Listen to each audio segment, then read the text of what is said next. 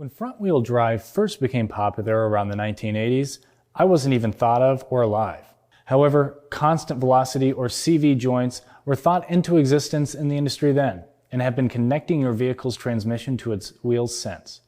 Sometimes though, CV joints can fail or wear, usually caused by a torn, cracked, or leaking boot.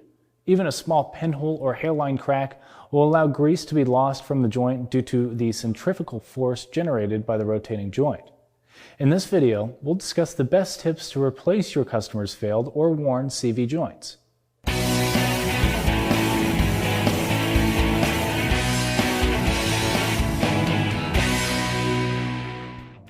Although some rear-wheel drive and all-wheel drive vehicles also use CV joints, most are found on front-wheel drive cars and minivans.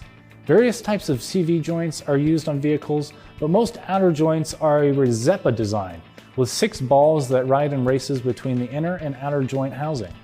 A steel cage holds the balls in position. Over time, the windows in the cage can become worn, allowing the balls to rattle and pop when the vehicle is steered to the left or the right. This produces a clicking or a popping noise that is a classic symptom of a worn CV joint. Not to mention, by the time the leaky boot is discovered, many CV joints are badly contaminated or worn and need to be replaced. CV joints and boots can be replaced individually, but most professional technicians and even do-it-yourselfers prefer to replace the whole half-shaft assembly with a remanufactured shaft.